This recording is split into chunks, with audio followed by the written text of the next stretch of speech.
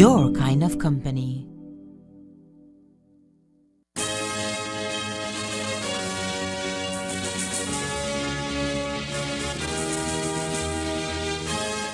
Tonight on Ctv3 News, driver of red pickup with orange walk license plate is being sought by cops after he knocked down an elderly man from San Jose Village in Orange Walk and fled the scene. Investigation launched as several Vital Stats employees are linked to document fraud. And Prime Minister John Briceño witnesses installation of Mexico's first female president. These are some of the stories we have for you tonight in our newscast for Tuesday, October 1st, 2024.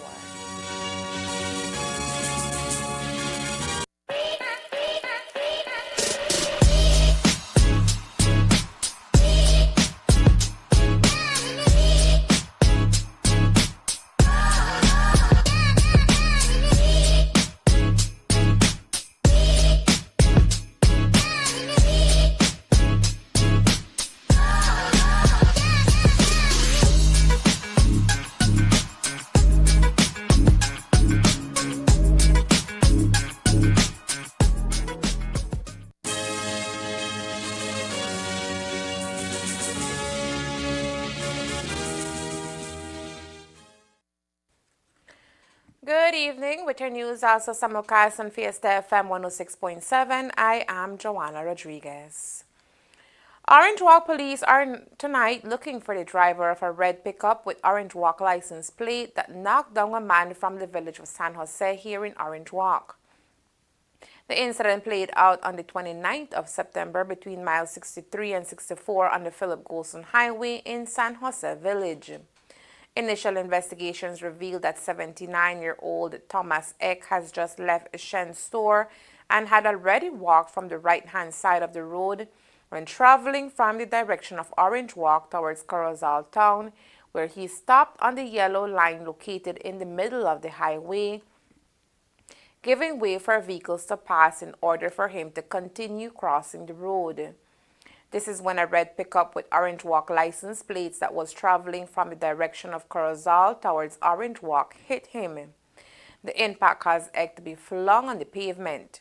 He sustained various injuries, including an open wound to the forehead, cut wound to the right side of the head, and cut wound on the left hand. The driver of the vehicle did not stop to render aid. The victim was transported to the Northern Regional Hospital where he is recuperating from his injuries. Well-known Orange Walk resident Orlando Jones is being sought by police for questioning in an ongoing investigation. A wanted poster has been issued for the 55-year-old who is better known here in Orange Walk as Landy Jones. Anyone with information on his whereabouts is asked to kindly contact the nearest police station or Crime Stoppers at 922 or report any information through P3 app at p3tips.com. The Belize Police Department has an active investigation into a scandal that broke and made the news concerning the Vital Statistics Unit issuing fraudulent passports and birth certificates. An investigation unearthed that several employees at the Vital Stats sold Social Security cards, birth certificates, and passports deemed fake legal Belizean documents. This resulted in the termination of their employment. But the damage is done and fake documents are floating around, and the police department is searching for more information and proof in their ongoing investigation. Commissioner of Police Chester Williams spoke about what the team of investigators have been able to unearth so far. I know that we are looking at an issue where a person had presented a birth certificate which from all indications was not authentic. I just spoke to Mr. Romero this morning in respect to that matter and had given him some instructions in terms of what I would like to see get done with that issue. The Major Crime Unit will be checking with the Ministry of Immigration today to see if we can get the documentations for those two persons who we were told had received passports based on these fraudulent birth certificates. And once we get the report from immigration, we will launch an investigation into that matter. We'll also check with Vital Stats. From what we were made to understand is that the birth certificates were not issued by Vital Stats, but perhaps somebody who works there but had some separate operations outside of the office. I know that they have discharged a number of persons from the Vital Statistical Office. And so we'll see what information we can gather from them, and then we will launch an investigation in respect of that. These people with the two people, are they in the country or outside? I'm not sure, no. If they are outside and somewhere that's not, that they can't be extradited, what happens then? We will have to look at it and see. At the very least, though, if the passports were fraudulently obtained, immigration is going to cancel them, revoke them. And once they are revoked, then we will put up a notice on Interpol database informing the world that these passports has been revoked, so that if those persons were to attempt to travel with any of those passports, they will be prevented from doing so, because it will be in the system that those passports has been revoked. Motorcycle accidents has become a trending mishap across the country of Belize, ending a number of lives, including teens. In fact, over the weekend, a 30-year-old police officer who was on duty was involved in a motorcycle accident on the low-lying board bridge in San Ignacio when he lost control and died on impact. Another motorcycle accident was reported on Independence Eve in Unitedville. In a pressing call to action, Commissioner of Police Campo Williams has voiced deep concern over the alarming rise in motorcycle accidents in the region.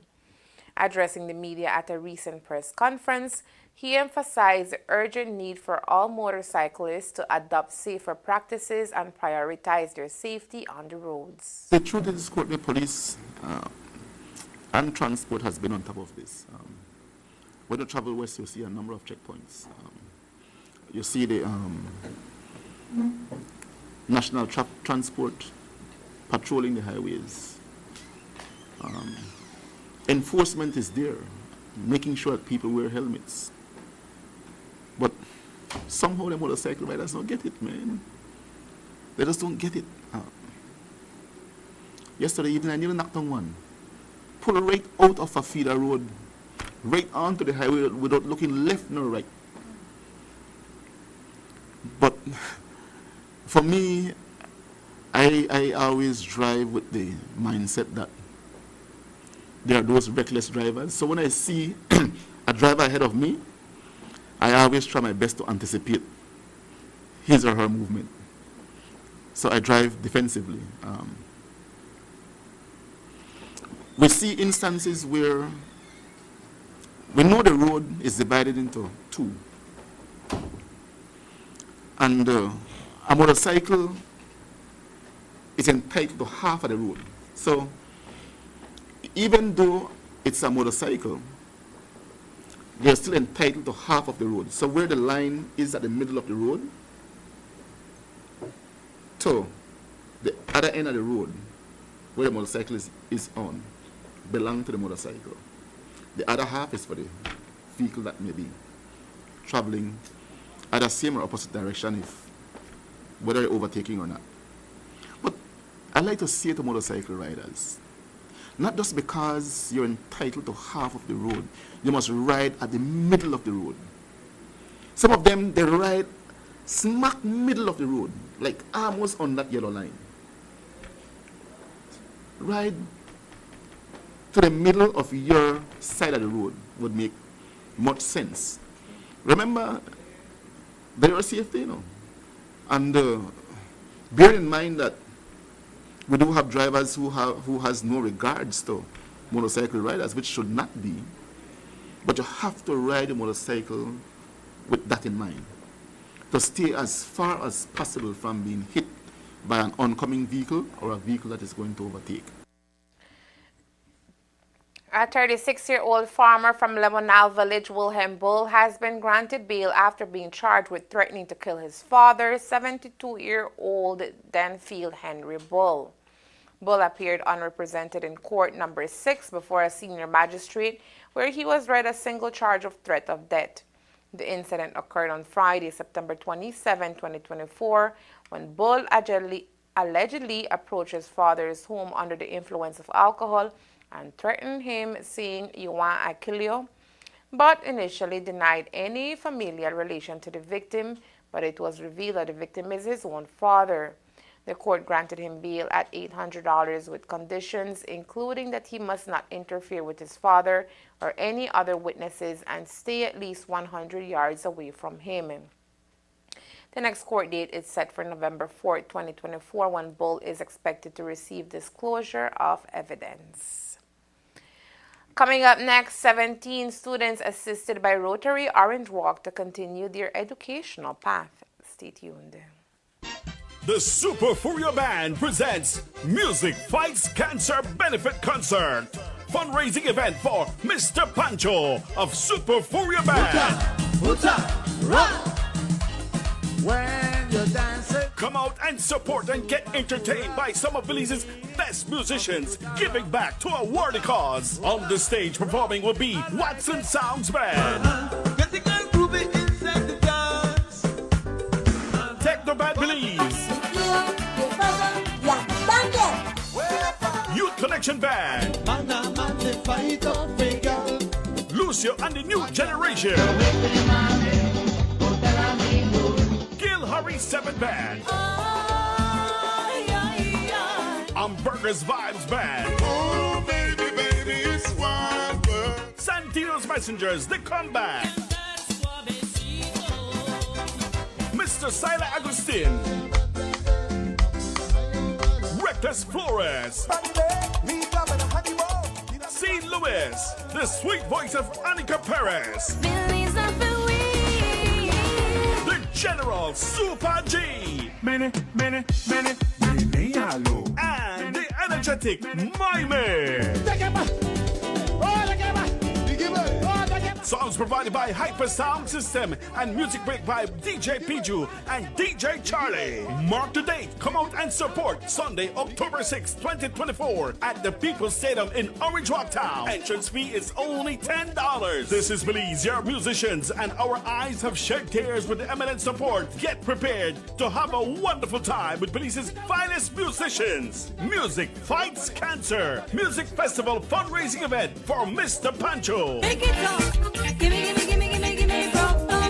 Come out and support. It's a worthy cause. We thank our sponsors: VTV, 7 News Belize, Hyper Sounds, Smart, News 5 Belize, Players Distillery Limited, Elite Promos, Hotel de la Fuente, Fiesta FM, Lights and Sounds, DJ Star, DJ Gabi, and Universal Radio. This plan, I can't leave this plan. Smart Belize. Hey there, smart thinkers. We're turbocharging your mobile experience with Smart's powered up postpaid plans. Imagine a world where your data speeds flows faster than ever. Well, guess what? We've cranked up the dial and unleashed the postpaid power of Smart's lightning fast LTE data on all our postpaid plans. That's right, no speed bumps, more data. It's like having a limitless highway of data speed at your fingertips. Whether you're a lone ranger with an individual plan or a squad rolling with a group plan, everyone gets to surf, stream, and share at enhanced, full, high-quality speed. Switch to Smart's powered-up postpaid plans today and ride the wave of postpaid power. Visit any Smart showroom or smart-bz.com for details and make your mobile experience smarter and faster. Smart, bringing people together. I know I can't leave this plan. I can't leave this plan.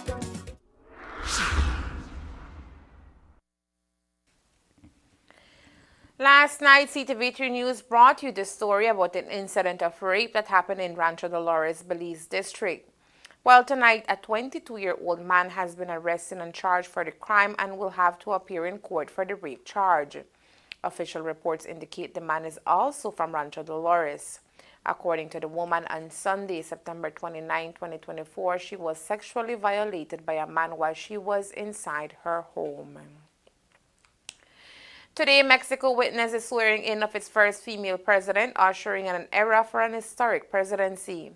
Dr. Claudia Sheinbaum became Mexico's 66th president of the United Mexican States. Among the long list of dignitaries to witness Sheinbaum's installation was Prime Minister John Briceño. Sheinbaum's election marks a significant achievement in breaking gender barriers in Mexican politics, following her earlier success as the first elected female mayor of Mexico City in 2018. Prime Minister John Briceño was received at the presidential hangar by the new Secretary of Infrastructure, Communication, and Transportation, Jesus Antonio Medina, PM Briceño said. This historic inauguration marks a significant advancement for women in politics across the Americas. The Pan American Directing Council is meeting for the 61st time in history at its 76th session of the Regional Committee of WHO for the Americas. This is happening in Washington, D.C. and will run from September 30, 2024 through October 4, 2024.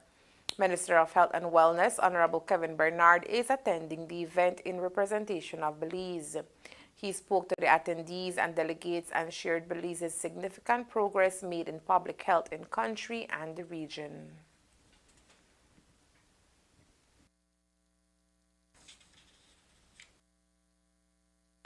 Today we gather to celebrate the achievements and progress made in public health across our region, as highlighted in the annual report of the Director of PAHO, themed Post-Pandemic Momentum, Implementing Lessons Learned and Recovering Public Health in the Region of the Americas. One of the notable accomplishments this year is the remarkable progress made by Belize in public health. Belize has successfully eliminated malaria, a milestone that underscores the nation's commitment to health and well-being. This achievement is the result of years of dedicated efforts, strategic planning, and collaboration between government agencies, healthcare professionals, and communities. The elimination of malaria not only improves public health, but also enhances the quality of life and economic prospects for the people of Belize. Additionally, Belize has been certified for eliminating the transmission of HIV and syphilis from mother to child. This outstanding achievement is a testament to the effectiveness of integrated healthcare services and comprehensive prenatal care. It highlights the dedication of healthcare workers who ensure every child has the opportunity to be born free of these infections. This success is a critical step towards achieving broader public health goals and reflects Belize's commitment to ensuring the health of future generations. We would like to extend our heartfelt thanks to Dr. Jarbas Barbosa for the unwavering support PAHO continues to offer to Belize and the region in addressing these and other health challenges. Your leadership and dedication have been instrumental in guiding our efforts and achieving these significant milestones. As we focus on post-pandemic momentum, it's clear that the lessons learned during the pandemic are vital in shaping our recovery and strengthening our health systems. Belize's achievements exemplify how implementing these lessons can lead to substantial health improvements and resilience. In conclusion, as we reflect on the progress detailed in the Director's annual report, let us reaffirm our commitment to advancing health and well-being for all the people in the Americas. Together, let us continue to make strides in eliminating diseases, improving healthcare access, and ensuring healthier future for all our people. Thank you. Over the weekend, the Rotary Club of Orange Walk awarded 17 high school students from various institutions in the Orange Walk district with partial scholarships through the club's financial aid grant program, which has been ongoing for over 2 decades. In an effort to aid parents with the burden of hefty school fees and give more students the opportunity to achieve higher education, the Rotary Club has committed to offer financial assistance to high schoolers every year. The grants are geared at covering tuition fees and other necessities and are granted to high school students who are performing well academically who are also in financial need. Well, as you may know, that Rotary Club of Rock does a yearly school grant for the young people in our Rock high schoolers, and our aim is to assist as much students as we can, and we try to add a few more every year. This year, we granted 17 school grants to students from the different high schools. The high schools that we were able to assist this year was New Hope High School, BHSA, some students from technical, and I believe some of them from Muffles. I don't think I've missed any.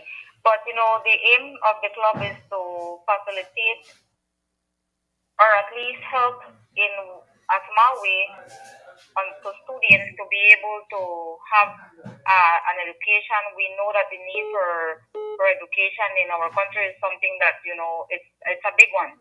And it's not, a full scholarship that we give, but we do assist in whatever way we can. And the grants that we give might not cover the full amount that the student might need, but they help them a lot, and it assists with maybe books, uniforms, or some other material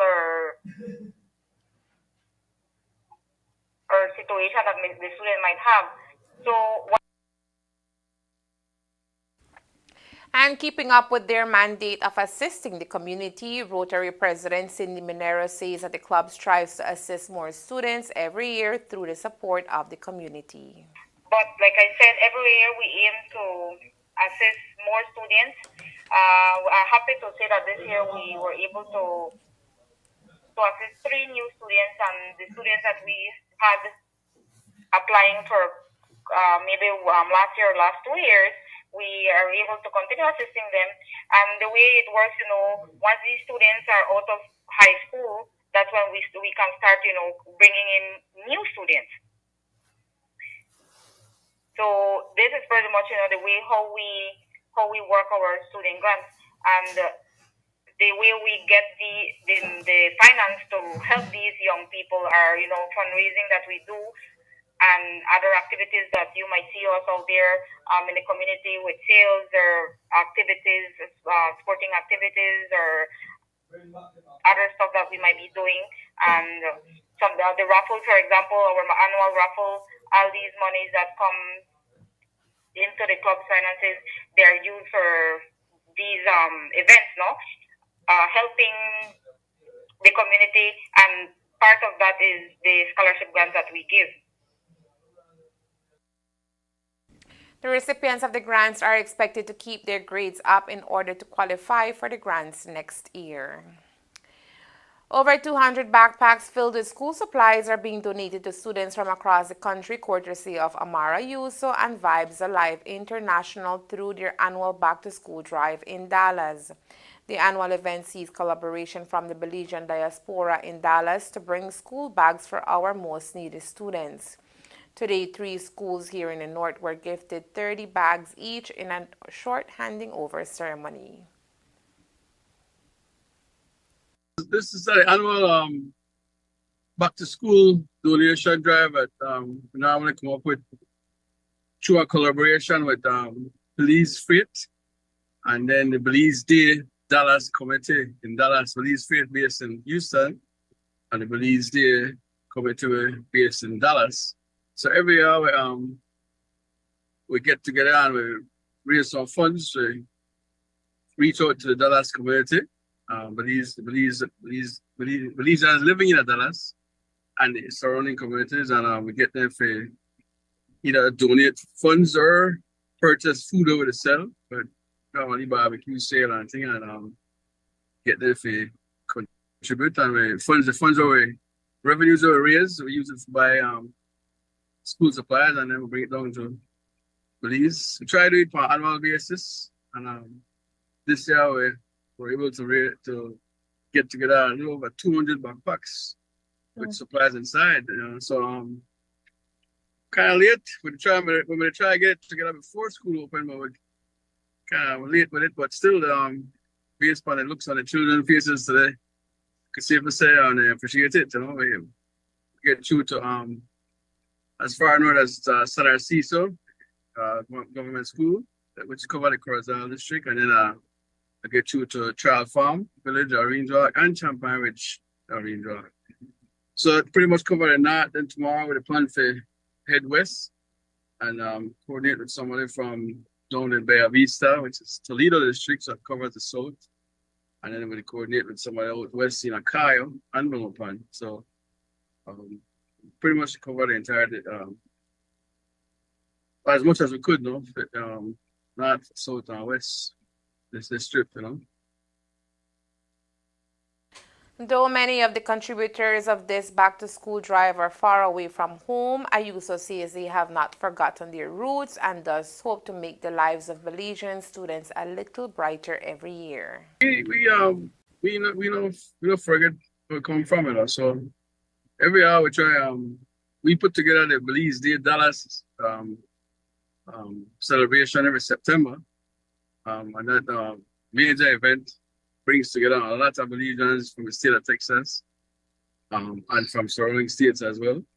And so we try to get that done every year to commemorate the independence, but at the same time to promote Belize and make everybody know culture and music and food and entertainment. You know? So major event every year. So this project that I saw side event we organize we use the same resources, you know, the same people who attend the event we normally reach out to, and we have a backyard barbecue sale and things. So we have people who support every year and have new people who come on board every year as well.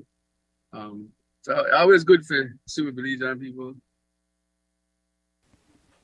The schools who receive these school bags here in the north include Child Farm Government School and Champagne Ridge Government School in the Orange Walk District and San Narciso Government School in Corozal.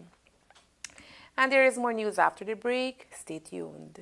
My name is Stacey Badillo. This is my sister Gina Badillo, and we've been owners of this business for the past 19 years. It is called Purple Passion Studio and Spa, and we're located in Keycocker, Belize.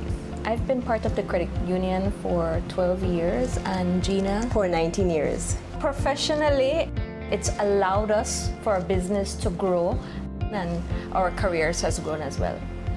We have had great customer service at credit union. They're exceptional. Yes. For this small island, it's very important, but for our small business, it's even more important. It has changed our lives, the lives of our children, of our families. I highly recommend St. Francis Credit Union to my children, to my family, to my clients, to everyone that is around me, that it's always the number one.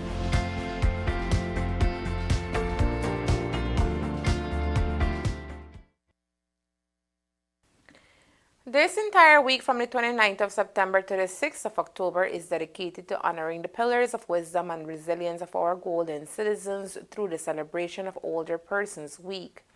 This year, the week is being celebrated under the theme, Aging with Dignity, the importance of strengthening care and support systems for older persons worldwide. October 1st in particular is celebrated as the International Day of Older Persons, which is a day when we should come together as a community to ensure that our elderly are able to live with respect, independence, and well-being. For the entire week, activities are being organized across the country to honor our golden citizens. At the helm of this celebration here in Orange Walk is Help Age, which has partnered with various organizations to put together a number of activities for its members. These celebrations kicked off on Sunday with a grand banquet organized by the Progressive Sugarcane Farmer Association and continues for the rest of the week. Progressive Sugarcane Association invited our elderly to a lunch at their facility, at their building, and they catered to us, and it was a lovely event. We heard comments from some of the elderly that said that this has been the best they have had so far. It was very elegant and it was beautiful. So I'm happy that they got to experience this event. Okay, and then today, which is the International Day for Older Persons, we are having a mass at 5 p.m. at the La Immaculada Church, and we are kicking it off with this mass, asking for God's blessing on the elderly. Exactly. Tomorrow morning at 9 a.m., we are having a games day at our HelpAge Center. We are having a game being introduced to us. It's The Mines from... Right. Yes. Yes, okay. we know that one. Yes, okay. From Adair. Yes, so he's coming in to introduce the game and play some games with us. And then we are also having a motivational speaker coming in, addressing the elderly. Okay. Yes. And then on Friday, we will be closing off with a tea party at the center at 4 p.m. Okay. HelpAge Belize, as many may know, is a non-governmental organization that has been serving the elderly since 1984.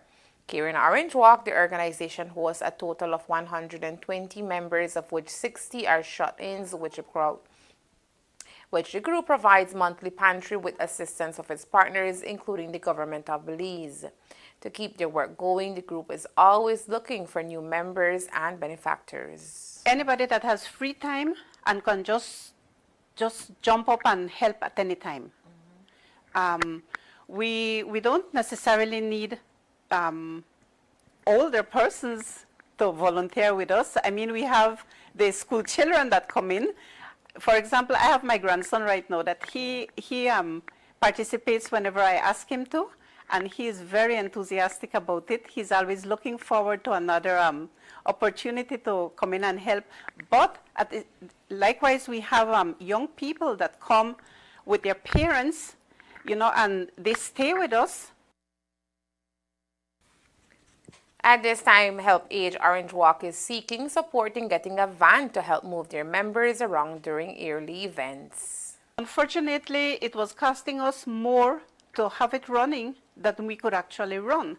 So we got the opportunity to sell it, and we are keeping this money because we need another van. To join the HelpAge family or to become one of their benefactors, you can contact them at phone number 663-4677.